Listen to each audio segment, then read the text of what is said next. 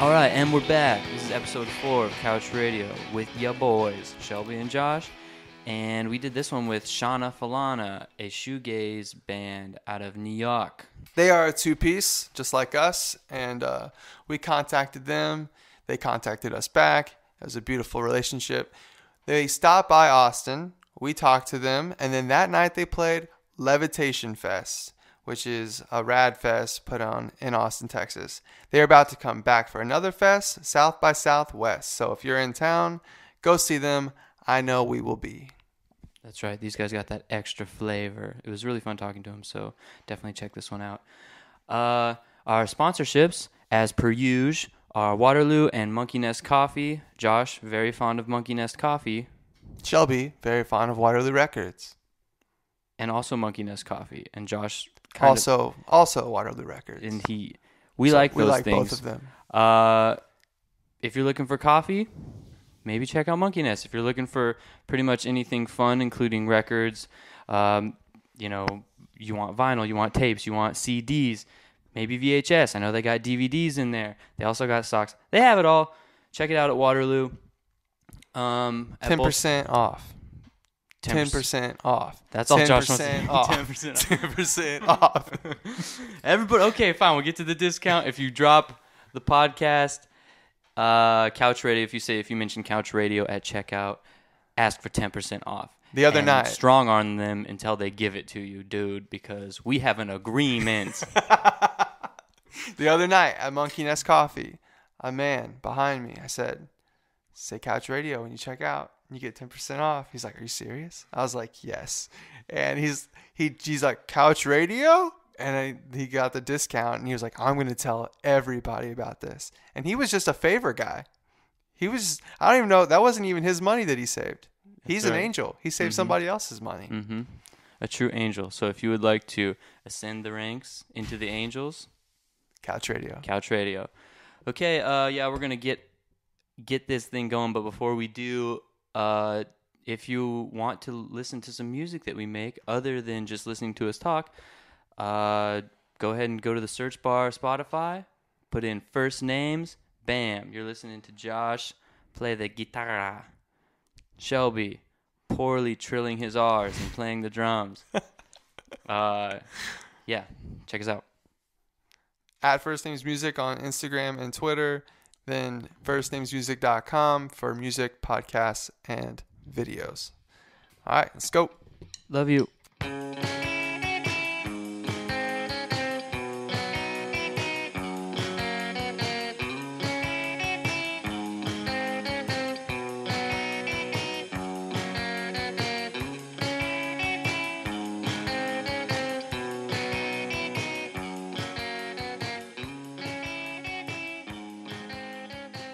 Or everything seems okay? I think everything seems okay. I should be able to just adjust as we go.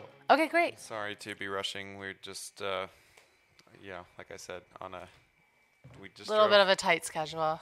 Usually we have more time in Austin. Yeah. We'll take like a couple of days, but we got a show for tomorrow night in Denton, opening for Jacuzzi Boys, and we couldn't say no. Oh, cool, yeah. So we were gonna have a day off tomorrow here, and I have a best friend that lives here that is very protective of my time when I come to Austin, you know what I mean? Oh, sure, yeah. So she's like, how many minutes are you going to be late to my house and all that stuff? So, yeah. He's on there after this? Yeah. She's like waiting. Yeah. That's nice. Yeah. That's cool. The Jacuzzi Boys, though, we are actually in contact with them. Like, they are doing multiple shows today, I think. But we were talking to them about trying to interview them, too. They're quite cool. Yeah, we're playing with them tomorrow. That should be fun. So did you play in Houston last night? Yeah. How's that? It's all right. Yeah. Were you playing with anybody else, or was it like a solo? We played with a couple of local bands, and I don't know, it was fine. Actually, Robin Hitchcock, I don't know if you know him from the 60s, but he was in the same venue as we were playing, next door, so we got to watch his set for a little while. That's awesome. Yeah. He's That's great. Cool. We should look him up. Do you know him?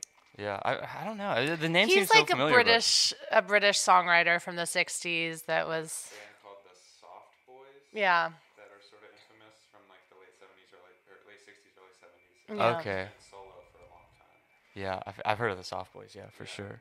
Yeah. Well, that's really cool. That was So fun. I guess we can just like jump into it and start whenever. Yeah, we're rolling. Would you guys like any topos? I'm good. He I might. might take one when we leave, but The lime boys. I won't sip on it while we're talking. Okay. Well, yeah. Yeah. Feel free whenever. You know. I'm going to. All right, great. Sponsored by Topo Chico. That's right. That's right. So how long have you guys been touring around now? When did you start and when does it end? This When tour? does it This end? tour, yeah, this tour. It's like a 3-week tour. Which is so- short for us. Yeah. Yeah. Yeah, it's a really nice amount. You know, it's like doesn't disrupt your home life and work and everything too much. So we left a little over a week ago. So we're not quite halfway through, and we're kind of going from Texas up to Chicago and then back east. So a bunch of Midwest states and yeah. How long did you spend promoting your 2016 album? Well, I mean, every record, you know, when you have a publicist, they need like a 6-month Okay. heads up. Uh-huh. So it's kind of confusing for bands because you're getting all these things ready for the 6 months heads up. So like your record needs to be done and sent to the vinyl pressing plant 6 months before it's going to go out, because most vinyl pressing plants, even though they give you a 4-month date, there are complications. And then your publicist wants to get any music videos, Sure. or you have to figure out what the singles are going to be. You need to figure out, you know, the artwork, the look, like photos and all of that kind of stuff if you're, you know, if you're going that route. And then you just sort of like, you feel like things are going to happen, and then it honestly doesn't start to like roll out until about 6 weeks or a month, or sometimes even now, because publicity is changing so much. Like there's a lot of blogs that used to premiere singles for bands, and they're not doing it anymore. Like Really? Stereo Gum and It's all Pitchfork. streaming, so it's all focused on Spotify playlists. But yeah, so you get all these things ready, and then you send them to all the people, and then you just kind of wait. And then you're like, wait, isn't something supposed to be happening? But it doesn't really happen until like maybe a month before the release date. That's makes you feel like antsy a little bit, doesn't it? It can. It little doesn't nerve-wracking? anymore. Like now I know. Uh-huh. But even when you record a record, you know, you can record it, and then 18 months, you know, it'll be like 18 months later that it'll come out. Right. And that's lucky too. Like that's indie schedule. Like if you're on a major, which I've never been interested in, but you know, people that are, like sometimes you'll wait a couple of years because they have a whole list of people. Right. Jeez. Yeah. That sounds. Yeah. So it's like you think you want this thing, Yeah. and you know, it's good to do a little research or listen to your podcast or whatever to like understand the pacing of everything and Right. the slowness, you know. Yeah, we actually did a tour about a year ago in November of last year, and we had already finished this new record, and we played a lot of the new songs on that tour and sort of worked out. We have like a live show with like lighting and projections and stuff. So we were working on that, like getting that, you know, worked out. And so we played a lot of these songs. We started playing these songs like a year ago, and the record just came out now. So at this point, the songs feel very like lived in, like they, Yeah. you know, they feel a little old to us, but that's not in a bad way. It's like, you know, we're very like, they don't feel like new or like a little shaky when we play them. It's like they're solid. The sets must be really tight, Yeah. Yeah. So tight. which is great. Yeah, the new album Darkest Light is out, and I really enjoyed it. It was a little different than their first two albums. Tell me how it was different. I felt like it was just a little more expansive, a little darker. I feel like your first album had like great bass in it, and it had a really round sound to it. But your new album, it just didn't sound like your last two in a way. It felt like a little bit of departure. But maybe it was a little more. There's parts where it was a little more experimental or droney, like you tried to get into some different songwriting territories that maybe you weren't in the first two. Am I right at all? So I have no idea how people are experiencing the yeah, music right. at all. And to me, all the records are sort of similar in the sense that I don't have a sound. You know, you'll is put on the surprising. first song and then the second song's like, totally different. And so I've always been a little insecure about that because I feel like a lot of the bands that I love have a sound and I feel like it's more marketable, and I don't have a sound and I get bored on stage if I'm playing the same type of song over and over and over. So I've sort of written a whole mix so that in a set I'm like going from one to another. Right. So I don't know how people are experiencing and the records, and this one, everyone's like, "This is your best record," and I was just like, "Okay." Like I have no idea. We're working with the same producer, We're recording it. We record pretty quickly. We're recording it the same amount of time. It's not like we spent like longer on this one or something. And I don't know. I mean, the only thing that's different for me is that I, for the most part, wrote a ton of music over 10 years ago. And when I was, an addict and an alcoholic, like lost, I was just like completely like intoxicated. And I wrote great music and, everyone's been enjoying that. And then Cool Kids was the first song that I wrote that wasn't written from that time period. So that one was written sober. That was like my first sober, like quote unquote pop song. And then this last record, I wrote 5 new songs for it. Mostly new songs Sober, were written like yeah. Wow. yeah. Yeah. So, I mean, for me, the record's different because I wrote from a different place, Right. I guess. But I don't know. Sonically, I don't know exactly. I should have had some pinpoints, but maybe it's because I thought it would be different, and then that just affirmed it in my own brain Right. because I thought, oh, it's been a couple years. I wonder where they're at now, and it just was new. So I'm like, oh, Cool. it's expanding, it's different. But that's great. When not to get too deep into it, but when you were writing those and you were struggling with that, was any part of you worried that like you wouldn't be able to write as good of a song within your sobriety? Yeah, so one of the things that's always been in my life was that I've always like lived in a place where I could have my drums set up and stuff, Okay. and I would just like always pay a little extra to live in a place where I could play music in my house.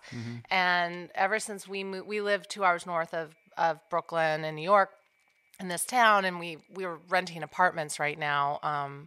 Sort of keep our costs low so we're not spending a ton of money renting a house, and we have a rehearsal space. I never go there to like songwrite, it's just not something that I've been able to force myself to do. This is the first time in my life since my early 20s that I've not had like all my gear in the house. And so to write music, whereas I would normally just go over to my instruments in the morning with a cup of coffee or something, I'm not experiencing that, and I haven't for years and years. So this time I had to figure out, like, how am I going to, like, write music? And basically, he would be at work at night, and I would sit down at a desk and, like, put headphones on with a bunch of effects on through my guitar and, like, set myself up like this, the recording studio, like, with a microphone with reverb on it. And, like, I don't know, it was just a totally different experience. It felt really weird, and I can't believe that I wrote music in that space, but I also know that artists really do know how to push themselves to like work with what they have, and I was really motivated by other people's and motivation basically to just like work with what they have and figure it out. I was not going to let myself like feel like a victim of my situation or something, That's amazing.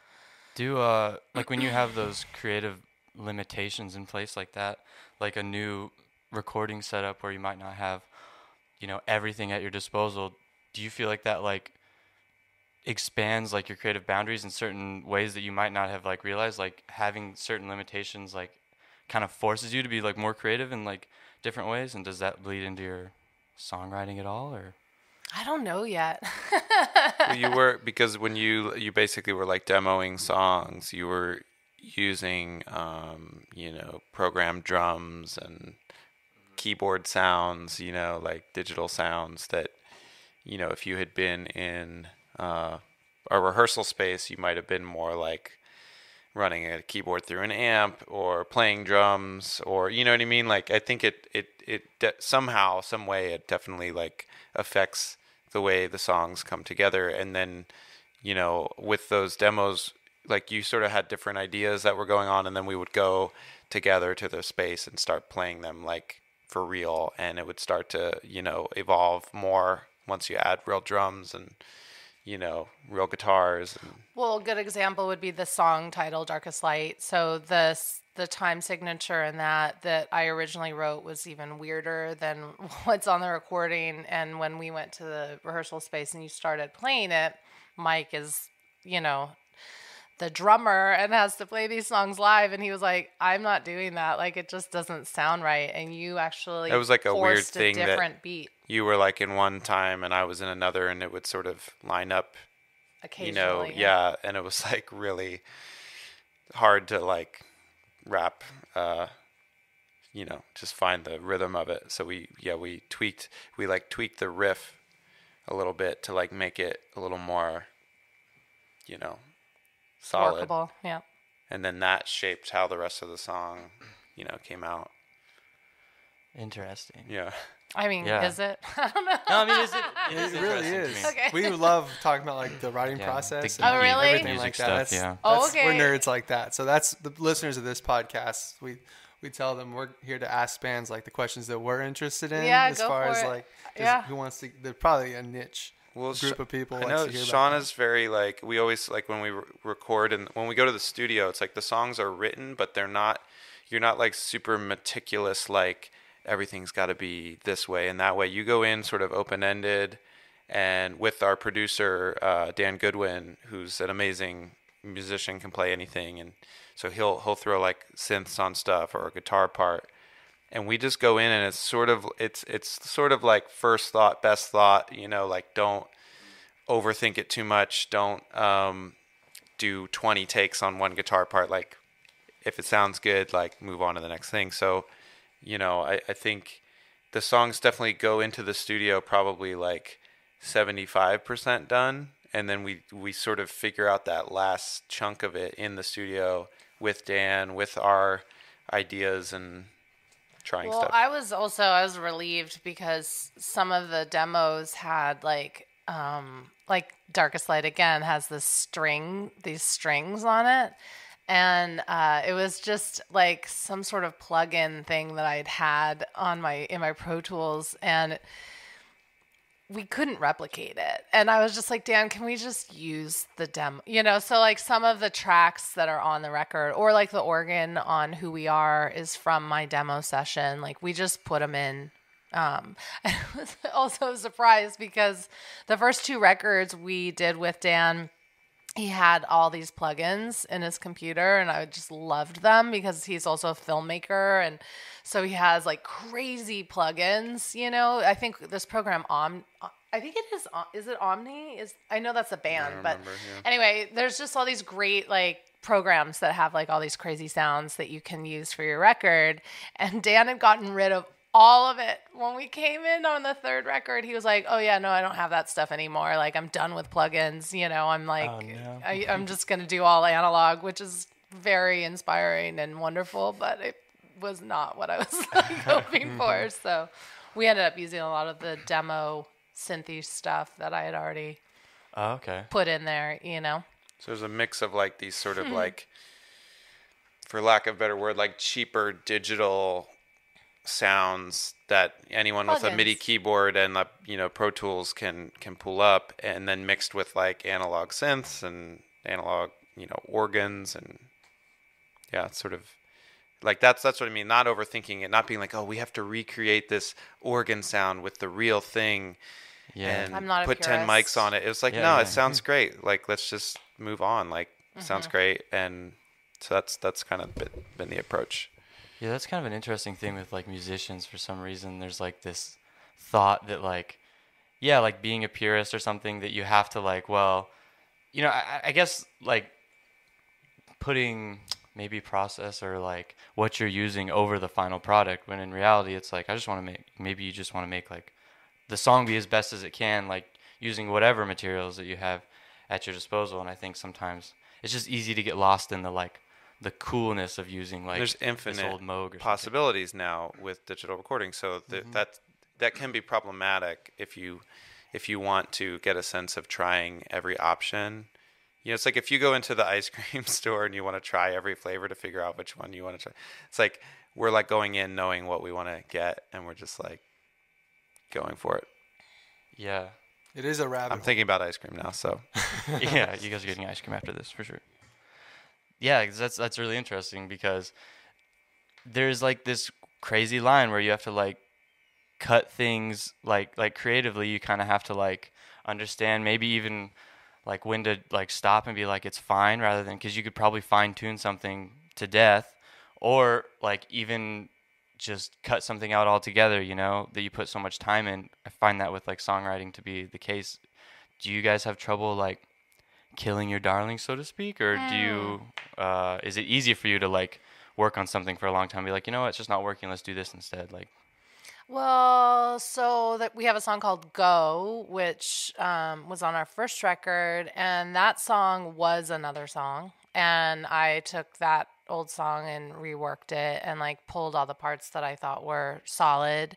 And there's another song on our latest record called "Right Now Is All We Know," and that song is also like two sections of a 4-section song that I thought were, you know, the stronger sections. And then so I mean, yes and no. I'm also like incredibly precious about my songs because I'll record them like 10 times, like with different projects over the years. Like I'll just keep recording the same songs over and over. I'm like, I believe in these songs and they're really important to me.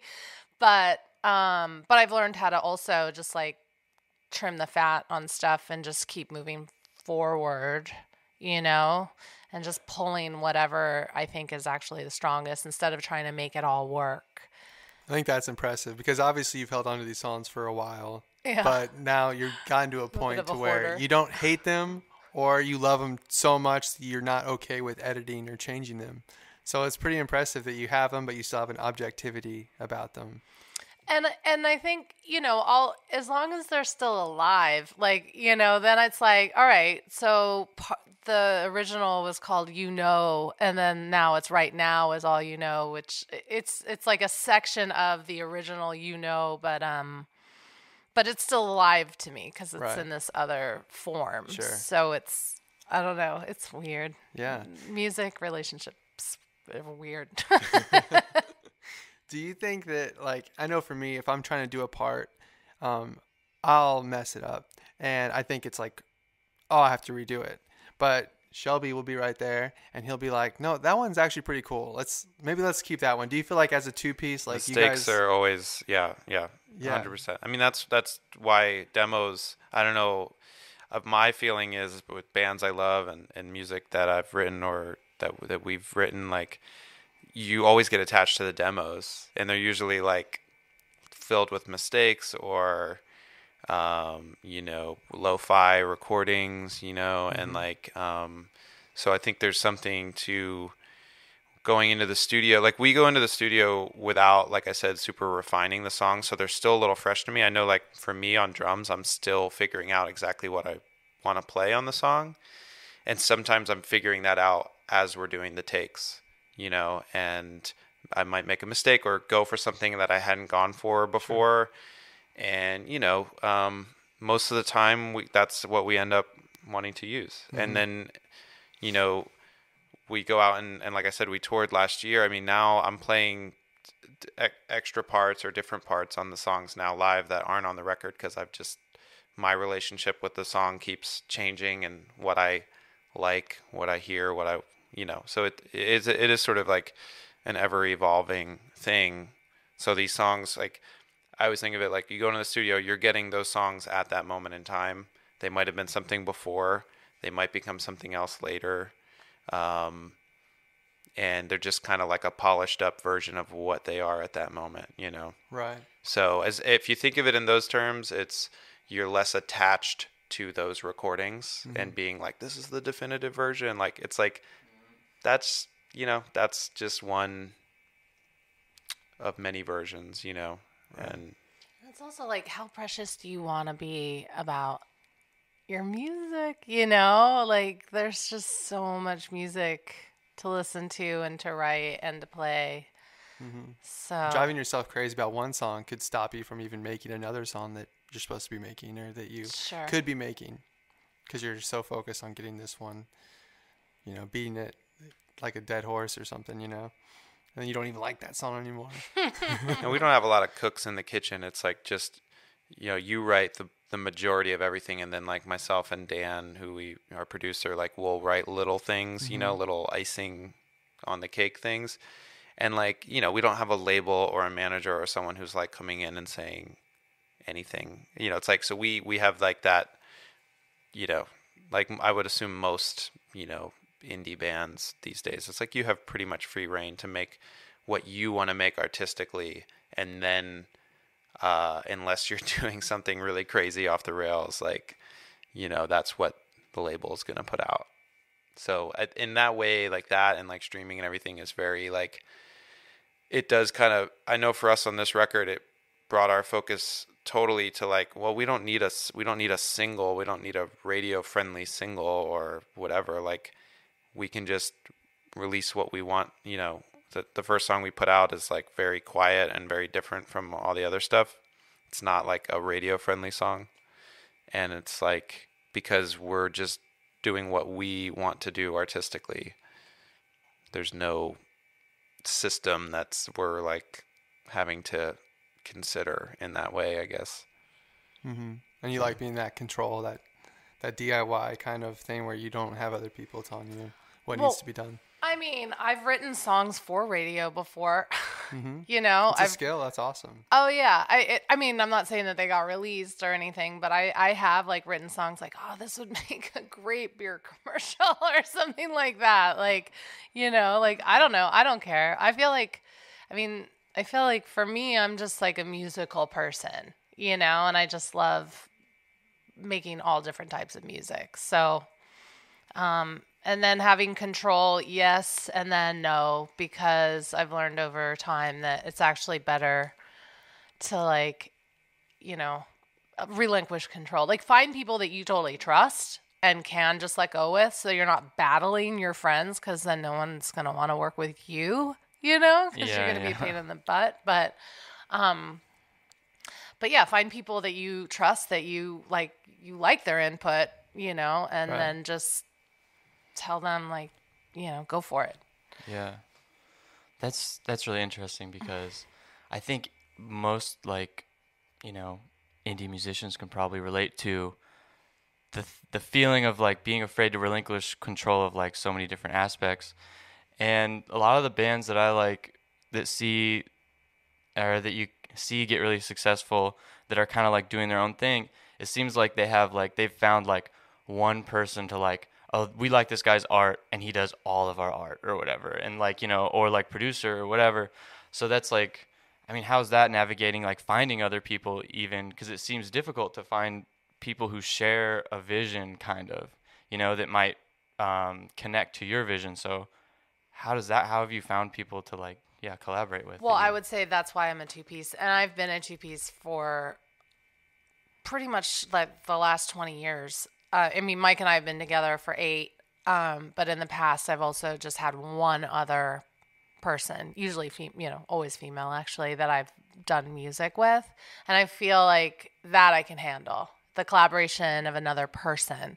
But I personally have never found or worked in a group capacity like you have in your songwriting. I mean, he's a songwriter too, which is great. But yeah, I don't know how people do that.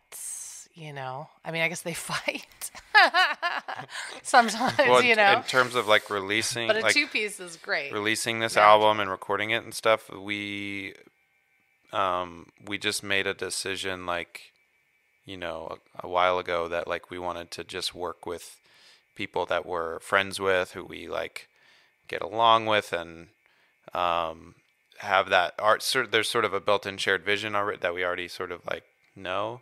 So like, and that's been amazing on this record because it's like Arrowhawk Records who put it out. Alyssa, you know, she's based in Athens, Georgia. Like the people doing our radio, the Well, she's also, I mean, to plug Alyssa, she's been my publicist, our publicist for 7 years. So, so we've known everyone for a long time.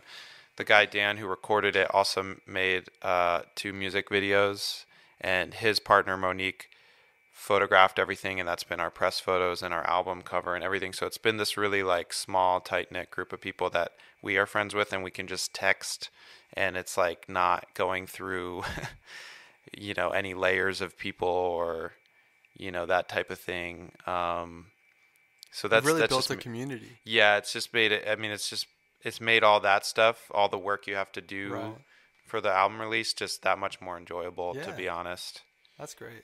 That's awesome because a lot of times that's the part that people just hate. People dread. You know, they talk about the business side of things, and the fact that you guys have made a way to, you know, enjoy that and enjoy like the final product and relinquish some control or give some, like, you trust them. You know, I feel like that's when you have chemistry with a person, that it's like you guys like there's something about when I connect with this person on some level just as a friend, I know that they probably have good taste in something that I would like, whether it be like the art or, you know, there's like a cheesy way to promote something. It's like I don't want to just cheese ball it up if I'm promoting something, but it's like, oh, they would know how to promote something in a way that I would like. So that's just really cool that you built that. I think that's probably really hard to find. I think it is. Yeah. But I don't know, you know, I don't know. Right. Do you think it's hard to find? I mean, a little bit, I think, because it just takes a while to build those connections. Mm-hmm. It's just hard to find. Trust takes time, and I just feel like sometimes it's hard for, you know, however busy everybody is, and just it feels like an oversaturation of bands sometimes that it's just hard to really form those contacts and keep them and everything like that. But It's I'm like probably also, just whining. It's probably not that hard. Well, yeah, I don't know. I mean, I don't know how it is for other people. To me, when I look out, you know, and I'm comparing and often despairing, you know, it seems like it's so easy for everyone. You know, it seems like some of these bands just throw something together and they're off and running. And, you know, it's a little nuts from my standpoint. Because I've been playing music since the mid-90s, you know, and my crew and myself included, like I've worked my butt off for every tiny little thing that I've had, you know, and had to work with people that I trusted that weren't trustworthy. And, you know, I've been through a lot of different stuff and had trust issues and had to work on myself in order to find the right people and, you know, like... Yeah. But for others, it does seem to just fall into place. That's true. And so if that's the case for anyone listening, I would just say, like, keep the focus on yourself and just be in your own process and in your own, like, quote unquote career. Don't worry about what is going on for other people, because I don't think there's a way to figure it out either. I don't think there's like some sort of system that you're missing or something that, you know, you don't have that other people do. Like, I think like trying to figure all that stuff out is a waste of time. Like, just find who your people are by working on yourself and, like, you know, doing your own thing. Right. I think that's the best way to go. 'Cause I don't know. Yeah. I think that's excellent advice. Yeah. Not that we're sitting here, you know, me tolling out advice to your listeners, but I know for myself, like, I am always, like, down to, like, hear about people's processes and stuff. And I love being transparent about it all, because I feel like, and even though this is my only, you know, this is my own experience, but I feel like a lot of people aren't so transparent and they love the mystery of it, or they love hyping their band, you know, and I don't know. I don't want that. I want to hear about people's struggles and I think people are interested in it. Yeah. I find it interesting. Even if you're listening, you're like, I'm not interested. You are interested. I know you're interested. I decide when you're interested. I mean, it really is interesting though, because I've thought the same thing from just, like playing a band here in Austin. It's like, okay, well, what the hell are they doing? Like I feel like, you feel like you're working really hard and it kind of feels like you're just like treading water or something. And that is like, it seems like really good advice too on just, like if you're focusing on your process, then you are able to create a more unique product that is more uniquely you. Because I don't think you can like try to be, you can't. I'm gonna go and try to do what Jim Croce did or whatever, and then just like if you're trying to imitate somebody else, like that's the essence is gone. Like that's not gonna like take off. You have to do your own thing. I feel like that's your shot. See, really. I don't know. It feels like that. I don't know. feel like people are ripping people off right and left, and Yeah, to me, it's totally obvious, and I get turned off by a lot of it. But other Mm. people love it, and like that's all they want. They interesting. want that version of that person now. Mm. So I don't know. Like if that's your thing, do that. Like I don't know. Yeah, I maybe really you're don't right. know. I can't figure it out. I really can't. Yeah. I think people are ripping people off right and left, and people Yeah. love it. It That doesn't is seem to true. bother anybody. That's true. That's a little disheartening, but it's a little true. First, I was like listening to call Shelby. it what it is, Yeah. Yeah, I literally just watched a YouTube video the other day, and it was like, here's all these songs that ripped off all these other songs, and they would just play them next to each other, and it was like, oh my, Yeah. this is so crazy. Like some of them are like identical. Like it's They're just some of the like- biggest bands right now, too. right, exactly. They're all like huge examples. They're like all major rewarded pop songs. for that, And who's to say that that's wrong? I don't know. I think Yeah, that's a good point. I can't judge that. Yeah, and at a certain point, you're Doesn't trying to turn me like on, you're but- trying to game the system, and it's like, are you trying to game the system, or are you trying to make art, or get some kind of cathartic release out of performing, or whatever it is, I know for us and for Shauna, like touring is a big part of what we do because you actually get in front of people, and it's kind of like at that point, social media, whatever that like smoke and mirrors is, it doesn't matter because you're like playing a show to whoever's there, Right. And it's like it's one of the few ways that artists, especially like nowadays, can actually like do something physically tangible, like sell merch, sell albums, Right. person to person, have a conversation with them, like I love it. um I love talking to people Yeah. at shows. you can do some of that on social media, but it's still not, it's still virtual, so like I don't know, it's I don't know how to describe it. It's like a weird obsession with like I don't know, getting out there in front of new people all the time. Like we played it, like last night we played a show, and it's like the bartender, and at the end of the night wanted to buy something, and it's like, okay, this bartender must see a million bands all the time working in a music venue. For sure, yeah. So it's like those are like the little things where you're like, okay, maybe we're doing something that is connecting with people in a different way, giving people something that they're not getting from any other artist or something. I don't know.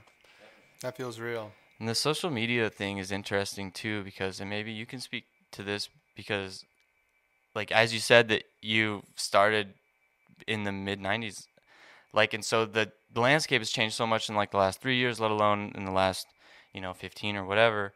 And so it's interesting to me to try and figure out how to navigate that thing. It feels like kind of like an artificial connection, but it also feels like that's what people are looking at for like numbers and stuff, and they're like, well, you have this many followers, maybe, okay, we'll book you. And I just wonder how you guys navigate that, and like how is that, like, yeah, how do you navigate that, and like what is your process with that? Well, my first thought is just, I mean, we have a booking agent, and I've seen the email that he sends out to venues and stuff so that we can get these shows. And we look really good on paper. I mean, I've had a lot of licensing, and I've had great write-ups and all this kind of stuff. Okay. So we get headlining spots, but we're not a headliner yet. Like, I'm not filling venues all the time. So it's kind of painful too, because,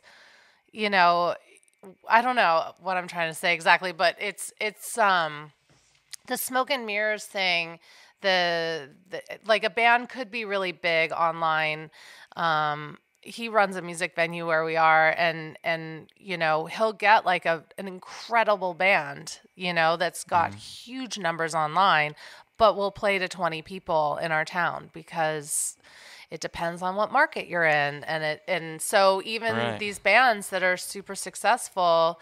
I mean, we played with one the other night in New Orleans. You can buy YouTube views. Well, but There's always that. We just played a show in New Orleans with this band that has like 300 song plays on one of their songs and stuff. But I mean, there were not that many people there to see them at all. Like nobody knows, So I think it's helpful to me.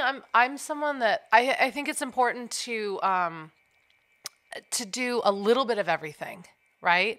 Like, yes, do your social media stuff.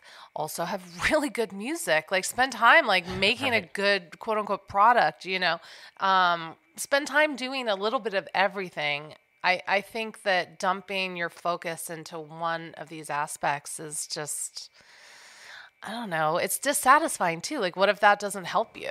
You don't know what's going to be your thing. I mean, your thing could be making an incredible live show that everybody's going to love to come and see. And, I don't know. Right. I don't know if that is helpful. He does all of our social media stuff, runs a music venue. I'm pointing to Mike, my partner, who's sitting next to us. Yeah, so I do social media for the music venue. Yeah. And so I've sort of like looking at other people's social media. Yeah, exactly. I'm like and trying to judge whether or not they're going to fill not by your choice. venue. I'm like on social media a lot and like navigating it, and it it's always changing what works or attracts people to different things. So it's like, I mean, at the end of the day, it's like, you're trying to communicate who you are as a person. Like I said, you're trying to give someone the sense that they're sitting in a room with you, having a conversation or meeting you or something, like that's what you're trying to sort of relate online. And, that's basically rule number one is like, would you say something on social media that you wouldn't say in real life? You probably shouldn't, like that, unless that's part of your thing. But it's like, you don't want to like, I find it weird how different people's online personas can be from their actual personas. And unless it's a forum that's built for that, like, to me, that's like, you're setting yourself up to have to pretend to be someone else in real life as a performer. Right. Yeah. That sort of thing. So, you want it to be authentic. Yeah. Kind of to who you are a little bit, especially if you're like a brand. But authentic means like warts and all. It's not authentic in this, like perceived way. Right. It's like authentic in like, I screenshotted something and I didn't crop it right because I don't know how to use social media. Like something like that is like way more telling than, I don't know, a selfie with makeup and whatever. I don't know. I'm not super. I see that. I mean, a lot of people are like, Facebook perfect or Instagram perfect. Exactly. Yeah. Yeah. It's really cool. It's kind of like how you guys are transparent about your band and your experiences and everything. I think people really respect that because no one's perfect, so no one believes the perfect Instagram. I'm so bored by the perfection, right, to be honest. Like, I know a lot of people are like comparing themselves to this and feeding into it, and then feeling insecure about who they are and all that kind of like. I am so cycle. Bored with that. Like, I'm so inspired by some of the women right now that I'm seeing, that are like full-bodied, like women on stage, like just not caring about all the cultural, needs for them to look a certain way. And I am dying for more transparency. And so my gift to anybody is, and my contribution is like, maybe if I'm transparent and maybe if I'm, on it more honest, and it's hard for me too. Like, I've never wanted to talk about my age before, like all these kinds of things, which now I'm just like, okay, like if I really want this from other people, I have to do it myself too, so sure. I don't know, like, I'm starving for that. I'm starving for Yeah. Well, that's like real honesty. connection, you know? I would think. And I think that's everybody wants that, I think, you know? Like you hear some lyric that's like, "Oh, that's me." Like and you don't it's like why I guess people listen to sad music when they're sad and then it makes them feel better conversely. And I guess that's the people just connecting with other people and not feeling like they're alone. So I do think transparency is like important, but also you're not the only one who wants it, I don't think, but it just seems like that by what you're seeing, or that's how I feel anyways. And sometimes I'm a little socially awkward. I've noticed even on this tour, like I will try and like overshare to get someone to like also become more comfortable, and I'm like, I don't know that that's Yeah, that's a line. yeah. There is a line. So I'm also like learning, like, okay, well, I don't have to be so desperate for connection. Right. That's funny. Yeah. That's interesting. So I know this is going to be changing gears, but it just popped in my head, and I wanted to make sure that I asked. So listening to your record, it's interesting because like the first two songs kind of sound like this certain way, and then it gets like more drony and a little like darker, and it goes into this other thing, and then there's like some music on there that kind of, to me, speaks to the like New Yorkness of you guys, I guess. Like whenever I hear it, for some reason it seems like New York has this specific sound more than anywhere else, and to me, I guess as somebody who's not from there, like that whole, it's like a little bit darker, artier pop, I guess, that comes out of there, and I was noticing that on a little bit of your guys' music. So what is your like, who are you guys like listening to that might influence what you guys put into your own music?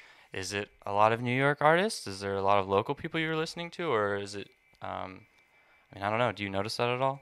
So first of all, I'll plug our Spotify playlist that Mike and I curated.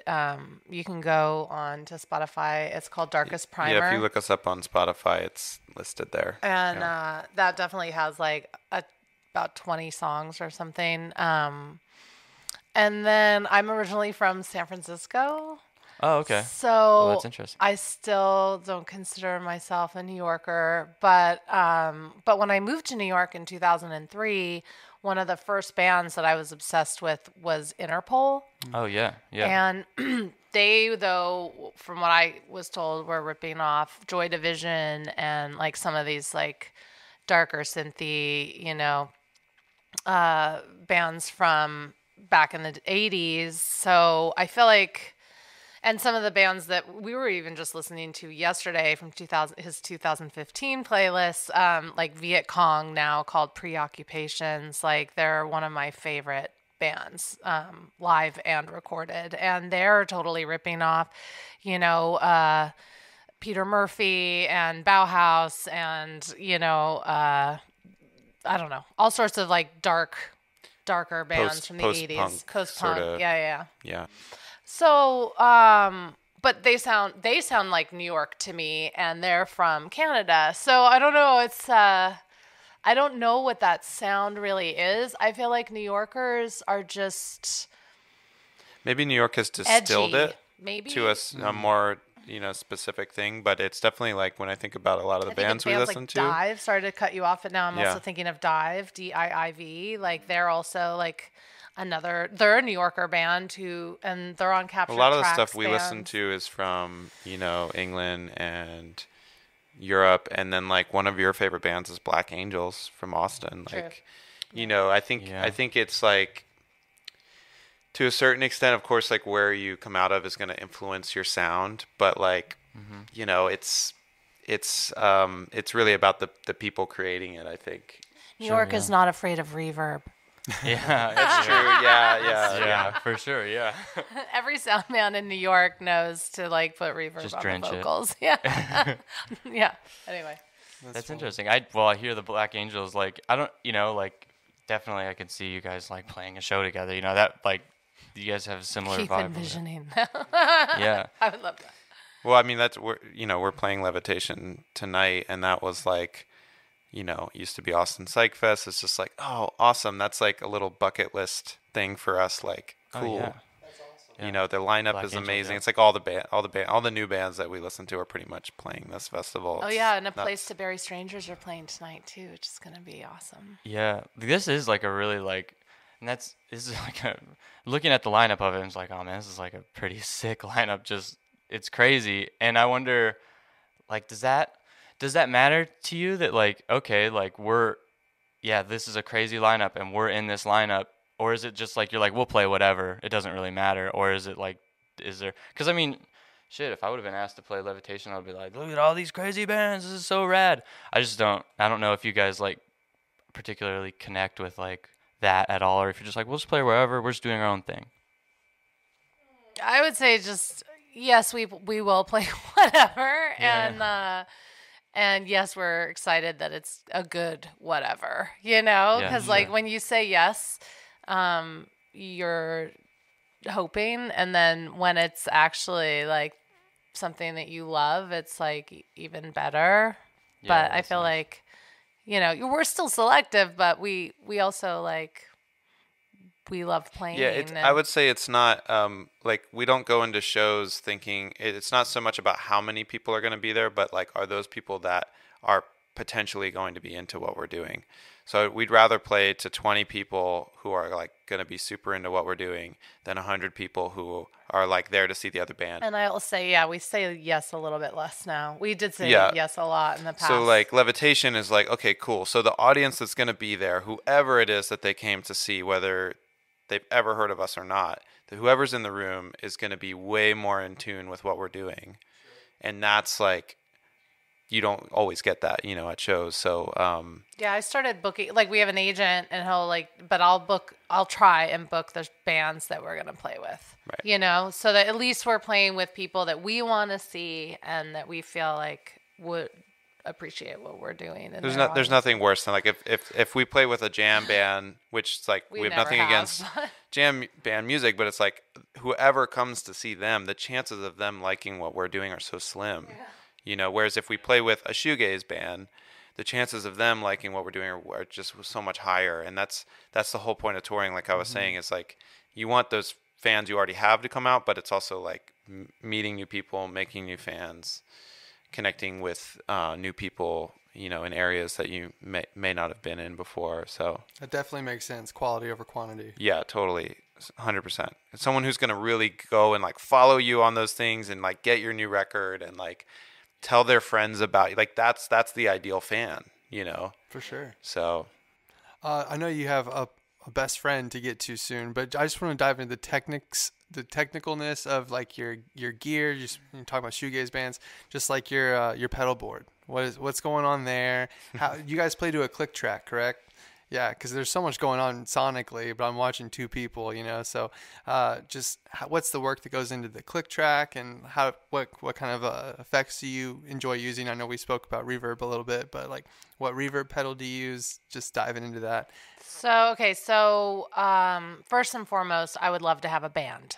First and foremost, but I also believe in paying your band, and you know, I would hate to have people come into this project without much creative control and not make money at playing every show, you know? So Mike and I decided to create this two-piece, which is more manageable. And we also want to have the live show be a full experience.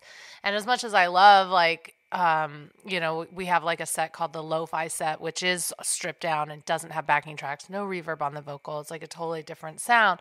It's super fun, but I don't know. We really love having all the instrumentation. So, and it's easy for us to tour as a two-piece, you know, we're a couple, it's just, touring has never cost me a dime, basically, because we're able to just like have it be simple in this way. So that prefaced with the backing tracks.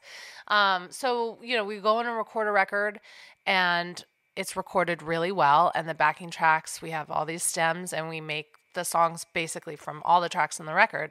And then we pull a lot out so that it's not oversaturated, and we, you know, less is more live with the backing tracks. So when you are at our show, you're hearing backing tracks, and Mike's playing live drums. There's some percussion in. So we take like this, a synth part, or if some songs have a cello on them or something, like we take this really, high res studio quality track and we mix it for the live show.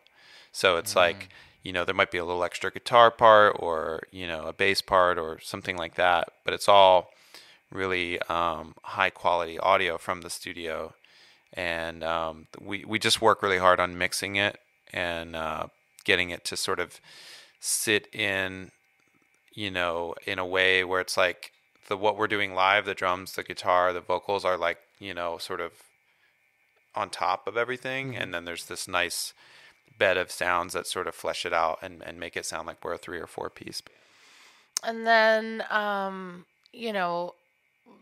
in my pedal board, I've had various things, but I'm down now to like 2 DL4s. One's for my vocal, one's for the guitar. Looping pedals, yeah. And I don't use the delay on them, which is what they're known for. I'm just using the looper on it, and then also like tweaking it sometimes to like go fast or slow, because there's a button that you can push on there, which will like make it go backwards or whatever, the loop. But DL4s are amazing because they didn't overcomplicate that Line 6 machine. It's just like punch, you just tap it once and you're like going to the next loop, and you don't have to double tap anything. Or hold, yeah. Or hold it down or anything. So it's really easy for me to use that. And I also have just been playing it for, 10 years. I've had a DL4. And then I have an Echo Rec, which is Catlin brand, or I don't know. Catalan bread. Yeah. And I heard Mark Maron playing like a bunch of, like, do you remember the Mark Maron podcast? He would like play like all these like effects pedals people would send him, like he would play them like after his interviews. And I remember hearing him play the Echo Rec and and a couple of others. So I would buy like pedals from that company. It's in Akron, Ohio. Earthquaker, right. Earthquaker would always send them stuff. So I had an Earthquaker Hoof Reaper for a while because one of my favorite pedals from back in the day is a Big Muff, but the green one, the Army one. Yeah, sure. Yeah. Or the Russian one, Army Green. And but it's just so bulky. It's like this puffy pedal in your pedal board. And so the Hoof Reaper for a while was my like answer to that. And then but now because I wanted to add pedals, I've had to make my pedal, the pedals that are in there have to be like actually thinner and smaller. So I'm borrowing Mike's OCD pedal for overdrive, which I'm seeing on everyone's pedal board. I did. Yeah, everyone has that. And then I have another delay by Mr. Black, which is a pedal company out of Portland. And I have a delay pedal of theirs, which I can't remember. Yeah, it's I like forget what it's dark called. Dark something. Echo or something. Yeah. And that has a really cool sway knob on it, which kind of gives you that Pog sort of. It's like a little wonky sounding. It makes it like wobble the note a little bit, which is really fun. My main pedal, which that I love, not main like I use it on every song, but I do have a Ravish sitar guitar pedal, and they're a little unruly. Yeah. And so you have to like dial down. There's this like lead. There's 2 sides, and it's almost like an amp, but it has like 2 channels on it, but you work with both of the channels. You have to like dial down. There's like this knob on there called like lead, and so like you want to like boost that and bring down the like overwash of the sitar. So I have that all tuned in, and all my pedals I have like black markers on the pedals now. Like they're I could never resell them. They look horrible. But these pedals, like, like you have like certain positions that you need them to be in, and that Ravish is definitely one of them. But I love that pedal. And So Yeah. to start some of the songs, I'll like click the Ravish pedal on, and then I'll click on the Echo Rec pedal, which has this like nice like washiness to it, and it softens the Ravish and the reverb that I actually am still using this Line 6 reverb. It's the gray one, the Godzilla one or something, or Echozilla. I don't know. It's like Reverbzilla. Yeah. I've had that thing forever. I used to sing through it. Oh, okay. And then I just stuck it in my pedal board, and because it's still skinny and it works, I just like kept it in there. And so that's my reverb pedal. And yeah, and then I'll put the reverb and the delay and the Ravish on, and then I'll like hit the Line 6 and like record it.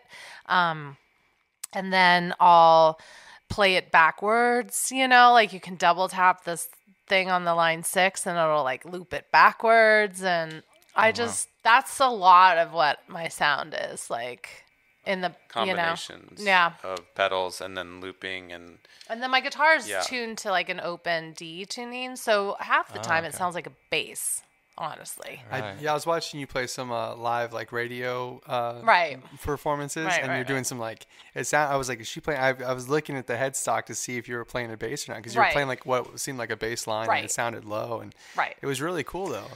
Because I never really wanted to properly learn how to play guitar, so like the easiest thing for me to do was to open tune and to just bar it or play the top note or the top two, yeah. Right.